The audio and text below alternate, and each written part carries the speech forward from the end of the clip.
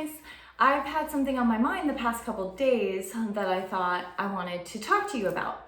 So I have met several people recently with Hashimoto's, Graves' disease, or a whole myriad of different autoimmune problems. A lot of them being thyroid problems. It's really increasing nowadays that people are having these issues.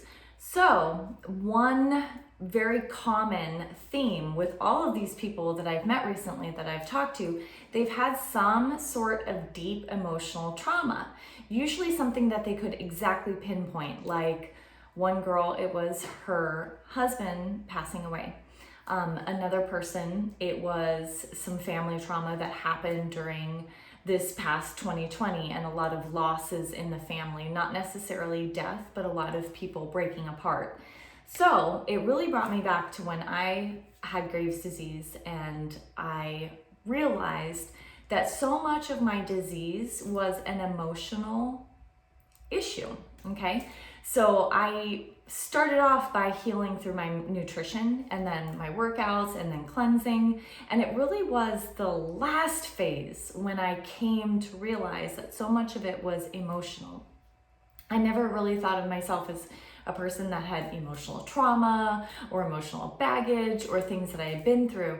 But when I really started digging, I was like, yeah, I've been through some stuff. You know, all of us have, everybody has. And I think when I was younger, it was more like an embarrassment. Like, I'm really strong. Just because you're strong and you can get through something and, you know, not die from it, doesn't mean that it's not still a trauma or that it's not something that's going to affect you with your health. So I think the whole entire world has been through trauma. Can we agree? In 2020. So I have a friend that we're going to do a little podcast for you guys together, and we're going to go over some coping mechanisms for getting through trauma. And not only have we had trauma, but we've all gotten off of our regular routine. We've had people leave our lives because of political views. We've had people maybe leave our lives because of death. I know very recently I've lost my best friend, who was, I always say, saying she's my best friend was the biggest understatement of the year. She was my soul sister. She was my confidant. No one can ever be replaced, but this person was just like a piece of me. So had that happen, I'm a small business owner. My small business went crumbling to pieces with what happened this past year. So a lot of you are in the same situation. So just because I've overcome Graves' disease and fibromyalgia and all these other things, I have to be very cognizant that that can happen again, that I can get disease of my body because of stress and these life traumas. So again, circling back to the podcast, we're going to do the podcast to talk about ways to cope, because I think we're all on the same boat. We just might be in different aisles, okay? Or we might be sitting in different directions on the boat, but the world is going through trauma right now and has been through trauma and continues to. So I really want to talk about these coping mechanisms to help people so they don't hold things inside and it doesn't become disease. Because I got Graves' disease because I held so much in. And I don't know as much about the chakras as I would like to know, but I did learn throughout time. Again, after the nutrition and the workout and the cleansing came the emotional aspect of it, and also realizing that your throat chakra, where is your speech, your voice.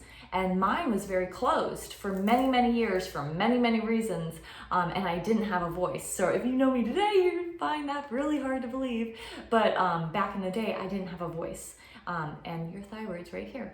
Ironic? I think not. So anyways, we're going to talk about that soon. And I'll let you know when that is scheduled. But if you guys have any specific questions for this podcast, send them to me now. Okay, you got maybe like a week, I would say, a week to send me your questions, so we will address them personally.